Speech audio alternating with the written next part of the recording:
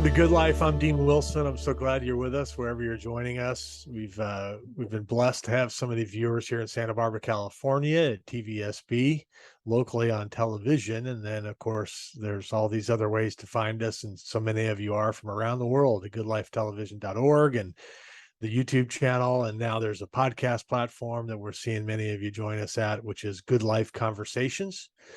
And we're talking about the good stuff. We're talking with good people. Just it amazes me every week. Genuinely, I'm surprised every week because we just get to meet new people who have a vision, entrepreneurs, overcomers, visionaries, public servants, people of all, ages and stages. You'll find them all at goodlifetelevision.org. And so we're blessed. We're grateful you're with us to dwell on the good stuff. And I'm so grateful to meet Tonya Rapley today. Tonya, welcome. Thank you so much for having me. I love that. It's the good life. It's all about the good life. So it's all, I got my mug right here. We'll send you a mug. The mugs are the best. And we're talking about the good life. So Tonya is an award-winning millennial money expert, and she's creator of My Fab Finances. We're going to talk a lot about what she's done, but she's worked with a bunch of Fortune 50 brands and built a multi-million-dollar financial education business that's impacted the lives of thousands. So she's got a vision here for helping people. Some of the notes I took were related, and we're going to talk about this in a minute, but related to breaking the cycle of poverty, or the thinking kind of, and then becoming the CEO of our own lives. I love that. So let's start, Tonya, with just your background, kind of where you came from, your upbringing, and tell us a little bit about that. Absolutely. I mean, I'm a career change agent. My mother and father are both military veterans. I went to college thinking that I was either going to work for the government or in communities. I decided to work within communities. And so I did affordable housing work throughout New York City, worked on affordable housing in the city of Miami and housing feasibility studies, and really realized that I went to college, I was serving communities and doing everything right, but my own finances were still, for the lack of a better word, a mess. And so I decided that I was going to change the trajectory of my finances. I couldn't afford to hire anyone to do it. So I became my own first client. And as I started to learn more about money, I realized that there needed to be a space for people to talk and learn about money from people who did not have financial backgrounds. Because sometimes the people who have those financial backgrounds talk in jargon, or they're detached from the reality that a lot of people who are struggling with their finances are existing with. And so that's how I got started. And that was 10 years ago. And so I've had the ability to work with so many different people from different backgrounds and different experiences, so that when they called me about going from broke, and I watched the first season because I was brought in as season 2, I absolutely felt like it was in alignment with the work that I felt like I was put here to do. And I felt like it could broaden the exposure around financial literacy and make it less daunting for individuals who are struggling financially or finding themselves hopeless as it relates to their money. Yeah, that series you talked about, it's an award-winning series, actually. Going from Broke. It's co-produced by Ashton Kutcher and Chicken Soup for the Soul Entertainment, our good friends at Chicken Soup for the Soul, Crackle. We love those guys. So this is a fantastic series. If somebody's never seen this, introduce Going from Broke. Going from broke is we work with real people who have real financial situations and give them real solutions at the end of the day. We do, we cast and find out, who do we feel needs our help the most? Not necessarily who do we think we can help, because then that would be too easy, but who do we feel needs our help the most? And do we have solutions and knowledge or the network to support them and help them with their finances? And so with Going from Broke, we follow a participant or we follow their family. They let us into their financial lives. They let us into their lives. They let us into their homes. We get really clear on what their current financial picture is, understand what their goals are, and then we give them solutions and help create solutions for them to get to where they want to go financially. And so are the solutions, I mean, are you thinking this, I don't know if this is going to make sense, but I'll give it a shot. Are you thinking like tactically in terms of like organization, order, or is it also like a mentality? That's a great question. That's a great question, Dean. It's both. It is both. And we can't give you the tactical if you don't have the mindset or don't have the belief that you can actually change your financial situation. There have been instances where we suggest, bringing in a financial therapist, because Dan nor I are therapists. We provide a shoulder to cry on, and then we'll give you some solutions, but we're neither one of us are therapists. And so there are people who are dealing with mindset. There are people who are feeling defeated. There are people who are feeling hopeless. And but there are also times where we step in and say, hey, I know you feel this way about this, but we looked at your numbers last night, and it's actually not going to take you the rest of your life to pay down your debt. If you make these small changes, you'll be able to pay down your debt in this particular amount of time. And I think that for some people, the problem seems so big and the problem has been present for so long, they give up on trying to create a solution, or they feel like there is no solution. And for us, we're new to the problem. And so we can look at it with our fresh problem solving hats and say, actually, there's a way out of this. Here's a light at the end of the tunnel. We're going to give you a lamp, and we're going to walk with you at the beginning, and then we're going to have to leave, but we're giving you all the tools you need to keep going. Oh, that's so powerful. And the freedom, I think, that comes. I mean, I think it is way more common than not that people are tied up, and they're just tied up. There's so much disorder related to money. I mean, money, just the reality of money on planet Earth is we have to deal with it. so, Yes, so, I yes. mean, it's just part of the deal. And yet Lucky for me, yeah. it can do so much damage. And it can, and let me throw one other thing in there, because I think I've read this or heard this somewhere. I think it's true. This is probably the biggest stressor in marriages that there is. Yeah. Wouldn't you say? Yes, research has shown that that's one of the things that couples argue over the most is money, how money is spent, how money is handled, how money is managed, how money is made. People argue about things related to money, and I do have to agree with you that there are more people who are dealing with financial stress and financial uncertainty than are not. I can't. When I tell people, when I introduce myself, if I'm at an event, I say, "Yeah, what do you do?" I'm a financial educator. Overwhelmingly, people say, oh, I could really use your services. Oh gosh, like, let me get your contact information. It is extremely rare that someone says, oh, I love talking about money. Let me ask you a question. And it's an advanced financial question because they're in charge of their money, and because they're in a good financial position. A lot of people are struggling financially and are trying to figure out how to get ahead. And I think that's why this show is so important, because sometimes it can feel like you're alone. You don't necessarily talk about it at Thanksgiving dinner. You're not talking about it in the break room. You're not necessarily talking about it in, the chat room or in your group text, but it's something that's part of your reality. And I'm thankful to our participants for letting us in and letting the viewers in to see that this can happen to anyone. And if it's happening to you, you're not alone either. Yeah, so good. If you're just joining us, I have Tonya Rapley with me. We're talking about the award-winning series Going from Broke, co-produced by Ashton Kutcher and Chicken Soup for the Soul Entertainment. So where can they find it? Just before I get to my next question, Tonya, just help people just to very clearly find this series. Yeah, so it is on Crackle. It is on the Crackle. You can, if you have a Roku or anything like that, you can download the Crackle app. You can watch it online, and it's totally free. You do not have to pay for it. You do not have to pay for Crackle. It is totally free, and that was very intentional when they were deciding on the home of this show, because how can we give a financial help show that we require you to pay to access Right. to provide? And Right. so that was very intentional. But you can watch it online or on the Crackle app. Yeah, and we're huge Crackle fans here at Good Life. If you don't have Crackle, it's just you need to get it. The kind of content, the kind of stuff. This is a powerful newish, not new, but this is a powerful platform. This is a great way to access great content like this series, Going from Broke. So let's talk about becoming the CEO of our own lives. Talk about that. Yeah, that's my co-host Dan's. Like, that's his favorite thing. Me and him both have our things that we stand on. And becoming the CEO of your life really means taking charge. Your life, whether you're an entrepreneur and operate a business or not, your life is a business. Your life has elements. You have the finances, you have how you want to be perceived, which is your marketing, you have your operations, you have your human resources, who are the people who are going to be in your life, as like your allies or your relatives or your friends, the people that you can call on when you need help. And so every one of us, if we thought about operating our lives as a business, which means we would want to operate it as efficiently as possible, then we can think about becoming the CEO of our lives and making the decisions that allow us to succeed as an individual.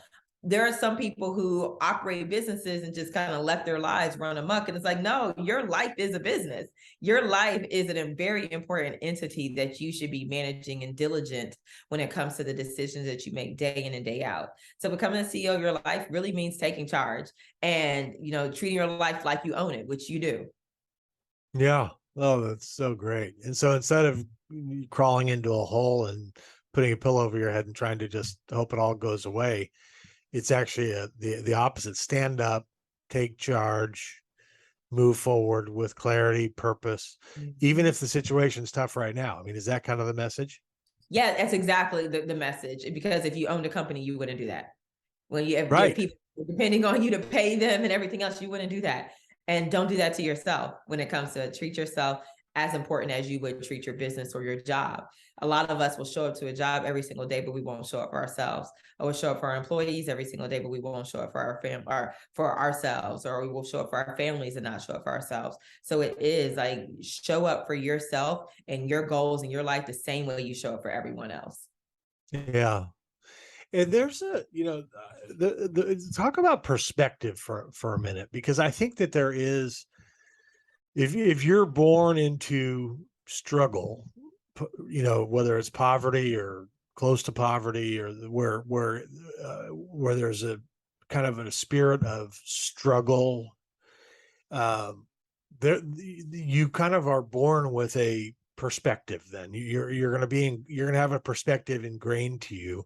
And I've heard it said that sometimes, the rich, the really rich and the poor sometimes can have something in common, which is kind of a materialism, that Mm, because the poor are saying, well, if I could only get this, and the rich is saying, well, if I only had that, that they actually have the same problem, where yeah.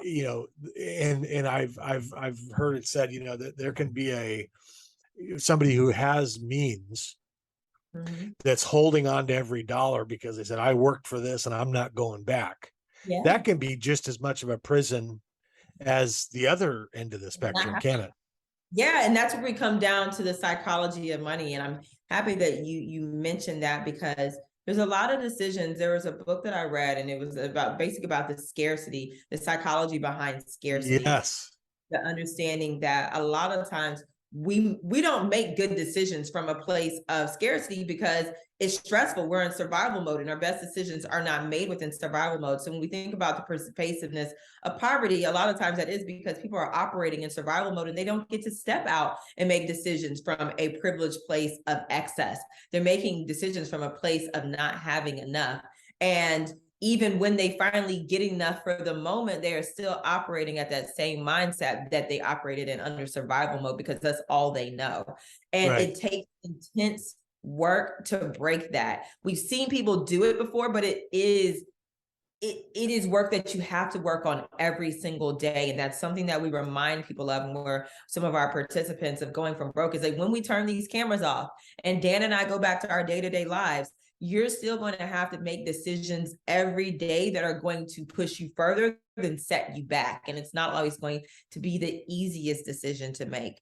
And so when it comes down to finances, just because you make a lot of money doesn't mean you've addressed that mindset that you previously had. And if you don't eventually address that mindset, you'll easily find yourself back in that position. But there's fear regarding money can affect people at any income bracket. And one of the things I thought was really prolific about this season was that we work with people who are bringing in six figures.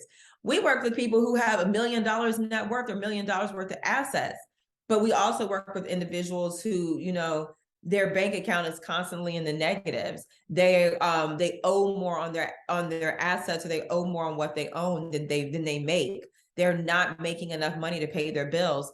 And we wanted people to see that you can be up here when it comes to your economic bracket, and you can be down here and you have fears. Maybe not the Right. same fears, but you have fears that create stresses in your life around money. Right. Right. The fear can be there no matter what. Regardless.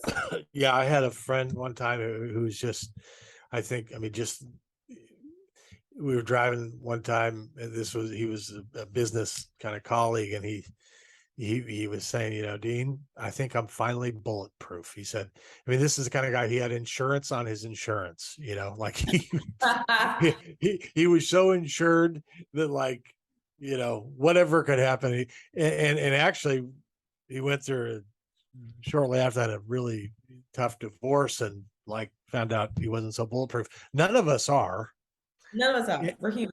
And so whether you have nothing or whether you're a billionaire, the fear's got to go. The thinking has to be right. Isn't that right?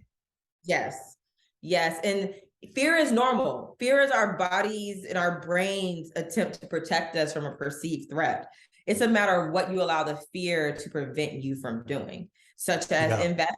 There are a lot of people who are afraid of losing money by investing, but if you don't overcome that fear and educate yourself with the information needed so that you can profit from the market, then you're not going to allow your money to work for you. If you're fearful of saving because you're afraid that you'll never have enough, then you'll get to a situation where you probably won't have enough because you haven't been saving. You haven't given yourself the opportunity to prove your fear wrong. And when it comes to a lot of our money and with some of the decisions that we have to make, it is proving our fears as it relates to moving forward when it comes to money wrong. I'm a money nerd, and in turn, I'm also a psychology nerd as it relates to money, financial behaviors. And there are some people who would rather negatively impact their finances or make decisions or sabotage themselves before giving anyone else an opportunity to do that. And that's very important for people to understand about themselves is, am I sabotaging myself as it relates to my money because I'm fearful of what may happen if I actually become financially stable? Because I've been operating in survival consciousness for so long. If Right. I'm no longer in survival, what does that make me? What does that Right. mean about my identity? And then where do I go from there? Because I don't know what that looks like. I only know what this looks like. That is such a great point. That is such a great point. What that fear of, I'm used to this. This is the way Yeah. I'm used to, fighting. Well, what if I'm not fighting? What am I going to do? Like, what's that going to feel like to not be fighting in fight or flight or fear mode? And it sounds crazy because you're like, no, who Right. wants to struggle? Right. But subconsciously, it happens a lot. It Yeah. happens a lot. Giving. I wasn't planning on asking this, but I want to. Giving. A spirit of generosity. I feel like that is so. I had somebody tell me one time, if you're down to your last dollar, if you're struggling, go to your closet and find a piece of clothing and give it away to somebody else who doesn't have as much as you. And I processed that for a long time. Like, what is it about a spirit of generosity, somebody who gives, that actually attracts more? What is it Yeah, about? Can you talk about that? Is this crazy? Does that sound crazy, that question? it's Or not crazy. It's how I operate my life. I literally on my personal Facebook just posted that I give so much because I receive so much. And the more that I give, the more that I receive.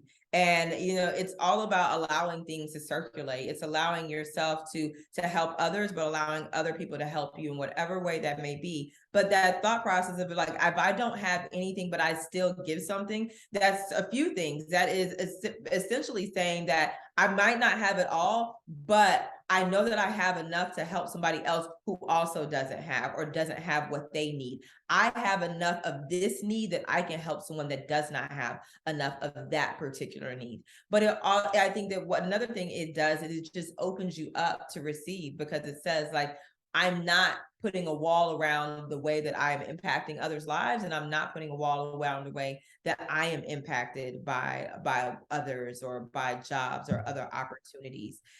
Gratitude is one of my favorite things. I had a friend that told me, a lot of people aren't. Some people are religious, some people aren't. But he told me gratitude is God's love language, and I really love that belief. It's Mm, just like showing gratitude is acknowledging what you have. And yeah. when you acknowledge what you have, you realize that you are more abundant than just your bank account. It's not just Yeah. about your money. It could Right. be about the fact that you ate dinner last night. It could be about the fact that you have gas in your car. It could be that you haven't had any health concerns or that you have use of all five of your senses. There's so many things for us to be thankful for. And I think Yeah. that doing a small thing makes you think about, man, I may not have everything, but I have enough to be a blessing to someone else or allow someone else to benefit from this thing that I have. And it doesn't cost me a dime. Ah, so good. Yeah, friends make you rich. Money doesn't make you rich. It turns out, friends make you rich. I have a mentor who said that, you deal, everybody deals with two things in life, money and relationships, and one of them will make you rich. Yeah. But Unless you have the right relationships, money won't make you rich. Like that's you still right. gotta have the right relationships. That's Money, right. money alone will make you rich, but friends, three times over. I'm in the process of selling my home and actually just sent about 6 bags worth of stuff because I have a toddler, and anybody who has toddlers know they grow every season. So I had 6 bags of stuff to give away from him and myself. And I was like, wow, I'm just really thankful and excited that someone else gets to benefit from this. Someone else gets Yeah. from these children's clothes that kept my son warm, and now it will keep a child warm that might not have the financial resources that I have. I don't need people to pay me for things. I just gave away a full bedroom set to a woman who needed it, who was starting over. I don't need anyone to pay me for anything because I get to help people every day for a living, and that's a blessing in itself too. So. Right. Oh, I'm so great. It's so great to meet you. Yeah, the the one of the stories that has stood the test of time from the scripture is the widow's mite. The widow who it was. I think the currency was actually less than a penny, Mm. but it was all she had. And Jesus pointed to that as saying, "There's somebody who is, you know, that's trust." I mean, and to give. I mean, there's a billionaire who recently passed away, and he said, "Look, if I saw all my money as mine, I would not give you a red cent." He Mm. said, "But I see all this is coming through me. God owns it all." And that's why he had the heart of generosity. He said, if this was mine, I wouldn't give you a nickel, you know, but this I guy love was the very honesty. generous. Yes, That's the different perspective. We're a conduit through which other people can be blessed. Is that, absolutely, absolutely, I absolutely. know And I this is the way you feel. Yeah, absolutely, absolutely. And I think that, as someone who is a financial educator who chooses to help people with their finances, that's some of the work that I do is helping people see how abundant they are and how much opportunity they have and the different ways in which, for lack of a better word, blessings are showing up in their lives. And, there's so many people that I love from previous seasons, but this season in particular, because we have Purple Heart veterans, we have a mother who is a lifetime educator, we have two educators, we have a substance abuse counselor, we have farmers who are feeding America. There's just so many people who are good at their core. And it just also goes to show you can be good at your core and still have financial worries. But I think that what we see is like when you're good things happen to you too. And a lot of good things happen for the participants of the show this season. And so there are a lot of tears that flow because we really do fall in love with we're integrated in their lives. We really are. And so there's a lot of tears this season, but there are also a lot of victories. Oh, I love it. So once again, Tonya Rapley, the series is Going from Broke, co-produced by Ashton Kutcher and the great people at Chicken Soup for the Soul Entertainment. You can find it on Crackle. I'd encourage you to do so. Encourage you to find Tonya Rapley if you need help. She's the money expert and creator of MyFab Finance. And I'll tell you what, her perspective is right on. It's so great to meet you, Tonya. Thank you, Dean. Yours is as well. Thank you so much for having me, and thank you for this platform that you created and for allowing us to be a part of it. Oh, we love it. Appreciate it. Thanks for coming on, and thank you for joining us, everybody. We'll see you next time.